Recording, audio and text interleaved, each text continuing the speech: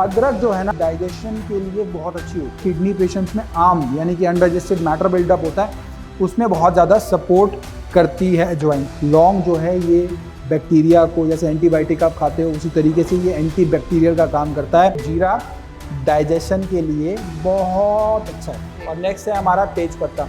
काली मिर्च ये मेटाबॉलिज्म को बढ़ाने का काम करता है। नमस्कार, आप सभी का बेहद स्वागत है नेशनल खबर में। अगर आप एक किडनी मरीज हैं या किसी भी तरीके की प्रॉब्लम से अगर आप जूझ रहे हैं और आप चाहते हैं कि आप घर पे ही ठीक हो जाएं किसी भी तरीके से, कुछ जड़ी बूटियों के द्वारा या नेचुरल तरीके से, तो आज का ये खास प्रोग्राम आप सभी के लिए है। हम आपको कुछ ऐसे औषधियों से और उन चीज़ों से इंट्रोड्यूस कराएंगे जो आपके घर में ही, आपके किचन में मौजूद है, और उनका इस्तेमाल करके आप अपने स्वास्थ्य को और ज़्यादा लाभान्वित कर सकते हैं। और इसकी जानकारी के लिए अभी हम कर्मा आयुर्वेदा में मौजूद हैं और हमारे साथ हमारे गेस्ट मौजूद हैं डॉक्टर पुनीत।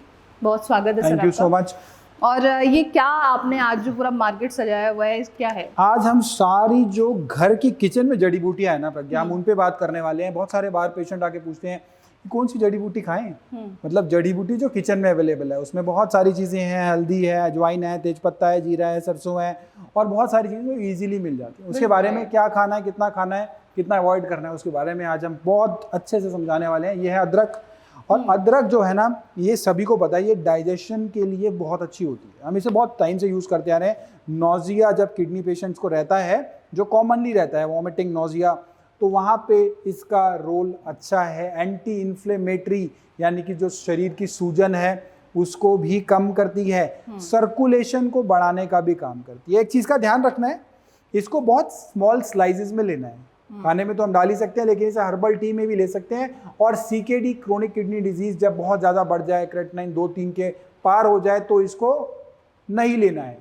और साथ में जितनी भी चीज़ें बता रहे हैं उनका सोडियम, पोटेशियम और क्रेटिनिन लेवल के अनुसार चेक करने के बाद ही आप उसको लेंगे और डॉक्टर की सलाह से लेंगे इसको। जो लोग अदरक की चाय पीते हैं उनके लिए क्या सलाह है? अदरक की चाय छोटी सी स्लाइस डाल सकते हैं उससे हर्बल टी में, और अदरक ले सकते हैं। उससे डाइजेशन भी इंप्रूव होगा, नोजिया भी कम होगा, और साथ साथ जो है वो सर्कुलेशन वो भी बूस्ट होगा। इन्फ्लेमेशन शरीर की कम होती है। दूध की चाय को तो वैसे मना किया जाता है, हाँ, लेकिन दूध की चाय घस तो के हम उसमें अवॉइड डाल करते हैं। देती दूध की चाय में पत्ती होती है, दूध होता है, फिर बहुत सारी चीज़ें होती हैं जो हम काफ़ी लंबे टाइम से बहुत सारे वीडियो में बताते आ रहे हैं कि उसको अवॉइड करना है। और नेक्स्ट है हमारा तेज पत्ता। तेज पत्ता भी ये डाइजेशन के लिए जो होता है ना, ये बहुत अच्छा होता है। मतलब बहुत ही अल्टीमेट चीज़ है। ये रिड्यूसेस टॉक्सिन्स, मतलब जो टॉक्सिन यानी कि आम जो बन जाता है हमारे शरीर में, अनडाइजेस्टेड चीज़ें जो रह जाती हैं उसको ये कम करता है। ये डायूरेटिक का काम करता है, यूरिन का आउटपुट बढ़ाता है, यूरिन का फ्लो बढ़ाता है, और साथ साथ ये यूरिन फ्लो को सपोर्ट करता है बढ़ाने में। तो तेज पत्ता घर के किचन में अवेलेबल है। इसमें क्या करना है कि 1 से 2 लीव्स ही लेनी है आपने कुकिंग में, और इसके बहुत ज़्यादा यूजेज नहीं करनी है, बहुत माइल्ड रखना है इसको आपने। अगर ज़्यादा यूज़ किया गया तो क्या इशू? किडनी पेशेंट्स में कम अवॉइड करना है, बहुत ज़्यादा यूज़ नहीं करना, क्योंकि हमें पोटेशियम का भी ध्यान रखना है, हमें सोडियम का भी ध्यान रखना है, हमें क्रेटिनिन लेवल का भी ध्यान रखना है। वंस इन अ वाइल, हफ्ते में एक बार तेज पत्ता जो है अच्छा काम करेगा, सपोर्टिव रहेगा, यूरिन का आउटपुट बढ़ाएगा, यूरिन के साथ साथ डाइजेशन में भी हेल्प करेगा, और टॉक्सिन्स को भी जो है वो आम जिसको कहते हैं, वगैरह होता है, आम जिसको कहते हैं उसको रिड्यूस करेगा। पोटेशियम कंटेंट जो है वो इसमें कई बार ज़्यादा देखने को मिलता है। ठीक है, नेक्स्ट आते हैं जीरा। जीरा पे, ये जीरा जो है ये अगेन जितनी भी हम चीज़ें बता रहे हैं सबसे पहले वो डाइजेशन से रिलेटेड बता रहे हैं। यहाँ पे जीरा डाइजेशन के लिए बहुत अच्छा है।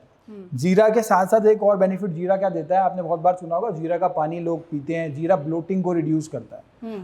ब्लोटिंग, जीरा पानी लेना है आपने, आधा चम्मच जीरा बॉयल करना है उसको 1 गिलास पानी में, उससे जो है वो ब्लोटिंग रिड्यूस होनी शुरू हो जाती है। साथ साथ ये टॉक्सिन्स, माइल्ड टॉक्सिन्स जो होते हैं शरीर के, उसको भी फ्लश आउट करता है। ये आपके साथ साथ डायबिटीज़ को भी हेल्प करता है कंट्रोल करने में। ध्यान क्या रखना है कि मॉडरेशन में लेना है, potassium, sodium, creatinine level check करके लेना है। नेक्स्ट बात करेंगे अजवाइन पे। अजवाइन जो है ये अगेन जो गैस जिन लोगों को बहुत ज़्यादा बनती है, इंडाइजेशन रहती है, हेवीनेस रहती है, वहाँ पे उन लोगों के लिए अजवाइन बहुत अच्छी है। अब इसमें क्या करना है, इसको आप कई तरीके से यूज़ कर सकते हैं। इसको थोड़ा सा ले सकते हैं, मील के बाद इसे च्यू कर सकते हैं। इसको च्यू भी कर सकते हैं, इसको आप खाने में भी ऐड कर सकते हैं। साथ साथ ये जो किडनी पेशेंट्स में आम यानी कि अनडाइजेस्टेड मैटर बिल्डअप होता है उसमें बहुत ज़्यादा सपोर्ट करती है अजवाइन। तो अजवाइन का जिनको किडनी के एडवांस स्टेजेस है उनको अजवाइन बहुत ही देख के लेनी है, लेकिन जो कॉमन स्टार्टिंग स्टेज है वहाँ पे जिनको स्पेशली पेट की प्रॉब्लम रहती है और कॉमन स्टार्टिंग स्टेज पर है वहाँ पे अजवाइन बहुत अच्छा काम करती है। अजवाइन क्या कहते हैं किडनी पेशेंट ले सकते हैं? एडवांस स्टेजेस में नहीं लेना है। जो इनकी स्टार्टिंग स्टेज है किडनी CKD1 CKD2 वहाँ पे जिन लोगों को स्पेशली जो ये प्रॉब्लम रहती है ना, इंडाइजेशन की प्रॉब्लम रहती है, ब्लोटिंग के इश्यूज रहते हैं, वहाँ पे ये अच्छा काम करती है अजवाइन। नेक्स्ट आते हैं हम लौंग पे। यहाँ पे ये एंटी बैक्टीरियल होता है। लौंग जो है ये बैक्टीरिया को, जैसे एंटीबायोटिक आप खाते हो उसी तरीके से ये एंटी बैक्टीरियल का काम करता है। ओरल हेल्थ के लिए ये बहुत अच्छा है। लौंग का तेल लगाया जाता है जब दांतों में दर्द होता है, तो लौंग का तेल रिकमेंड करते हैं आयुर्वेद में और इसके बहुत ज़्यादा बेनिफिट होते हैं। इन्फ्लेमेशन को रिड्यूस करता है ये, चाहे वो हमारे मसूड़ों की इन्फ्लेमेशन हो या फिर शरीर में कहीं हो। एक ही दाना लेना है, 1 क्लोव। इसको हर्बल टी में ले सकते हैं या इसको च्यू कर सकते हैं। अगेन किडनी पेशेंट्स की स्टार्टिंग स्टेज में इसको हम सेफली ले सकते हैं। नीम की बात करेंगे नेक्स्ट। जो नीम आप सबने बहुत कॉमनली सुना होगा, एक बहुत पुरानी जड़ी बूटी है नीम। और ये जो नीम के पत्ते हैं ना, ये एक नेचुरल ब्लड प्योरीफायर हैं। ये आपने ब्लड प्योरीफायर, जिनको स्किन की प्रॉब्लम रहती है, पिंपल्स रहते हैं, सोरियासिस की समस्या है या स्किन पे एक्जिमा है या किसी भी तरह की समस्या है, तो नीम जो है एक नेचुरल ब्लड प्योरीफायर। एक ऐसा यूज़ आज आपको नीम का बताऊंगा जो शायद आपने कभी नहीं सुना होगा। बहुत से बार जब बच्चे, छोटे बच्चे या बुजुर्ग सो रहे होते हैं तो वो घरों में ऑल आउट लगाते हैं। उस ऑल आउट को लगा के आप जहरीली गैस को अंदर लेते रहते हैं। मच्छर तो भागे ना भागे, लेकिन आपके शरीर, आपके लंग्स में वो जहरीली गैस अंदर ज़रूर चली गई। आज उसका ऑल्टरनेट क्या है कि नीम का रस आप दिए में जलाएंगे तो बच्चों के, बूढ़ों के और घर में मच्छर नहीं आएंगे। नीम का तेल दिए पे जलाना है आपने। नीम का तेल जो जब जिसमें जलेगा तो वो ऑल आउट से बेटर काम करेगा, और बाकी जो नाइट क्वीन, गुड नाइट, ये सब आते हैं, इनसे बहुत बढ़िया काम करेगा। अब इसको क्या लेना है, नीम को स्मॉल क्वांटिटी में लेना है। इसको सुपरवाइज डोज लेनी है। नीम को किडनी पेशेंट को डेली नहीं लेना है, इसको कम क्वांटिटी में लेना है। अगर किसी को साथ में स्किन के इश्यूज हैं तो इसको कम मात्रा में डॉक्टर की सुपरविजन से ले सकते हैं। उसके बाद हम आते हैं रासना आदि क्वाथ। रासना आदि क्वाथ जो है वो एक आयुर्वेदिक क्लासिकल हर्बल फॉर्मुलेशन है जो पेन को रिलीफ देता है। इन्फ्लेमेशन जब होती है उसमें भी आराम देता है। जॉइंट की जो स्टिफनेस होती है ना, जो जकड़न होती है, उसमें भी सपोर्ट करता है। यहाँ पे ये सर्कुलेशन को सपोर्ट करता है। और इनडायरेक्टली इसमें किडनी पेशेंट में जिनको बॉडी पेन रहते हैं ना, बहुत सी बार मरीज आते हैं कहते हैं जी हमें पेन है, तो हम उनको ये ऐड कर सकते हैं रासना आदि क्वाथ। जिनको किडनी डिजीज में पेन रहता है या जिनको भी वात से रिलेटेड कोई भी प्रॉब्लम है, तो रासना आदि क्वाथ उनके लिए बहुत बढ़िया है। नेक्स्ट है इलायची। इलायची जो है ये क्या करता है, ये डाइजेशन के लिए बिल्कुल रामबाण है। और ये साथ साथ जो हमारी ब्रीथ होती है ना, बहुत सी बार मरीज के मुंह से स्मेल आने लग जाती है। किडनी मरीज में यूरिया बड़ा होता है तब भी कई बार स्मेल आती है। साथ साथ बहुत से लोगों के वैसी स्मेल आती है, तो इलायची आप खाते हैं तो उससे ब्रीथ आपकी फ्रेश होती है। माइल्ड डायूरेटिक है, यूरिन का आउटपुट बढ़ाती है, फ्लूइड रिटेंशन को कम होता है इससे। इसको आप चाय में मिला सकते हैं और च्यू कर सकते हैं। तुलसी पत्ता जो है ये इम्यूनिटी को जो है सपोर्ट करता है, इम्यूनिटी के लिए बहुत अच्छा है। स्ट्रेस को कम करने के काम आता है। माइल्ड डायूरेटिक है। डायूरेटिक यूरिन का फ्लो बढ़ाता है। किडनी मरीजों में इसका यूज़ कर सकते हैं क्योंकि ये डायूरेटिक की फॉर्म में है। 3 से 4 पत्ते आप इसको फ्रेश मॉर्निंग में चबा सकते हैं। काली मिर्च नेक्स्ट जो है वो काली मिर्च है। ये मेटाबॉलिज्म को बढ़ाने का काम करता है और साथ साथ ये डाइजेशन को इम्प्रूव करने का काम करता है।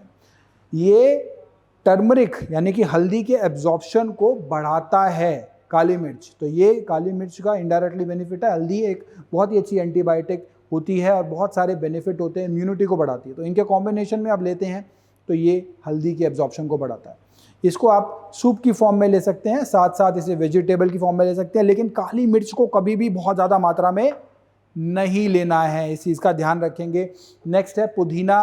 पुदीना जो है ये बहुत ही ठंडा होता है, कूलिंग इफेक्ट होता है इसका। और साथ साथ ये डाइजेशन में भी बहुत ज़्यादा सपोर्ट करता है। नोजिया पेशेंट को जिनको रहती है, वोमिटिंग की सेंसेशन रहती है, उसमें हेल्प करता है। सीकेडी के अंदर इसका रोल है, ये ब्लोटिंग, किडनी मरीज में ब्लोटिंग को रिड्यूस करता है। मिंट चटनी या चाय में ले सकते हैं, लेकिन इसको 15 दिन में एक बार लेना है किडनी के मरीज ने, और वो भी एडवांस स्टेजेस में इसको कम से कम लेना है। ये धनिया है, और धनिया जो है ये माइल्ड डायूरेटिक है और ये टॉक्सिन्स को निकालने का काम करता है। अर्ली किडनी डिजीज़ में इसको ले सकते हैं। कोरिएंडर वाटर यानी कि धनिया का पानी जो है, इसको हम रात भर अगर भिगो के रखते हैं तो उससे क्या होता है कि ये आपको जो ड्रिंक होती है ये आपको हेल्प करती है।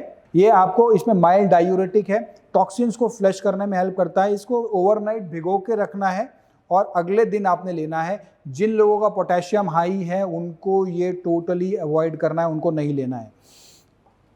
ये हमारा अपना एक काढ़ा है रेन प्लस अल्ट्रा क्वाथ, जो हम किडनी के मरीजों को देते हैं। इसमें बहुत सारी जड़ी बूटियों का मिश्रण है जो अक्सर हम बताते हैं। इसमें पुनर्नवा, गोक्षरू, गिलोय, मकोय और उनके साथ साथ लगभग 25 जड़ी बूटियों का इसमें मिश्रण है जो किडनी के लिए दी जाती है। रेन प्लस अल्ट्रा क्वाथ जो हम किडनी के मरीजों को देते हैं। नेक्स्ट आते हैं जो है वो खीरा। खीरा एक हाइड्रेटिंग होता है हमारे, इसमें 90% जो होता है वो पानी होता है खीरे में, इसका कंटेंट में। कूलिंग इफेक्ट होते हैं इसके, साथ साथ ये स्वेलिंग को रिड्यूस करता है। स्वेलिंग जिनको रेगुलर रहती है, किडनी मरीजों के अलावा भी जिनको है, वो ये रेगुलर लेना शुरू करें खीरे को। स्लाइस ले सकते हैं इसका और जूस भी बना के ले सकते हैं। पोटेशियम अगर ज़्यादा है तो इसको अवॉइड करना है, खीरे का इस्तेमाल नहीं करना है। गाजर, कैरेट जो होता है ये एंटीऑक्सीडेंट से भरा हुआ होता है, विटामिन ए का सबसे अच्छा सोर्स है। ये ब्लड को और इम्यूनिटी को सपोर्ट करता है। पोटेशियम ज़्यादा है तो इसको अवॉइड करना है, गाजर को भी। बहुत से चर्चा करते हैं कि ये दूध लें या ना लें, बहुत कॉमन क्वेश्चन आता है, दूध का क्या करें किडनी मरीज। Source of protein, source of calcium, अगर ये अनअडल्टरेटेड है तो प्रोटीन और कैल्शियम भरा हुआ है इसमें। किडनी मरीजों के लिए बात करें तो ज़्यादा दूध जो होता है वो फॉस्फोरस को बढ़ा सकता है और पोटेशियम को बढ़ा सकता है। स्मॉल क्वांटिटी में अर्ली स्टेजेस में अंडर सुपरविजन इसको किडनी मरीज ले सकते हैं, एक्सेस यूज़ नहीं करना है। सेंधा नमक एक बहुत अच्छा ऑल्टरनेट है हमारा, जो आयोडीन वाला नमक है उसके लिए, सफ़ेद नमक का ऑल्टरनेट। लिमिटेड क्वांटिटी में सोडियम रिस्ट्रिक्शन होती है किडनी मरीजों को, तो ऑल्टरनेट की तरह यूज़ करेंगे, लेकिन बहुत लिमिटेड क्वांटिटी में। पान का पत्ता जो है ये डाइजेशन के लिए बहुत अच्छा है, सर्कुलेशन के लिए बहुत अच्छा है, इसको स्वेलिंग के लिए रिलीफ में बहुत अच्छा है। मॉडरेशन में यूज़ करना है, बहुत ज़्यादा यूज़ नहीं करना है इसको। हल्दी की बात करें तो हल्दी तो है बहुत टाइम से यूज़ करते हैं। एंटी इन्फ्लेमेशन, एंटी इन्फ्लेमेटरी, जिन लोगों को सूजन रहती है। एंटीऑक्सीडेंट बहुत अच्छी है, किडनी हेल्थ को सपोर्ट करती है बहुत स्मॉल क्वांटिटी में। पिंच ऑफ कुकिंग में यूज़ करेंगे, इसे थोड़ी सी चुटकी भर डालेंगे और इसको सप्लीमेंट की तरह अवॉइड करना है। इसको हल्दी के कैप्सूल नहीं खाने किडनी के मरीजों ने, सिर्फ इसको पिंच ऑफ सब्जी में यूज़ करना है। नेक्स्ट जो आते हैं वो है दालचीनी।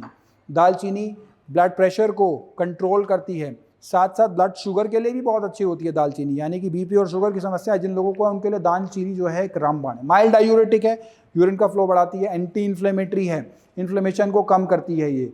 स्मॉल पीस यानी कि छोटा सा आप इसमें लेके पानी में उबाल के ले सकते हैं, इसे चाय में डाल सकते हैं। अगर आप हर्बल टी ले रहे हैं तो उसमें भी आप इसका यूज़ कर सकते हैं। नेक्स्ट इज सरसों। सरसों का जो है ना, ये मस्टर्ड जिसको हम कहते हैं, इसको हम इसके ऑयल को मसाज में यूज़ करते हैं, जिससे स्वेलिंग और जो दर्द हैं उससे आराम मिलता है, उसमें राहत मिलती है।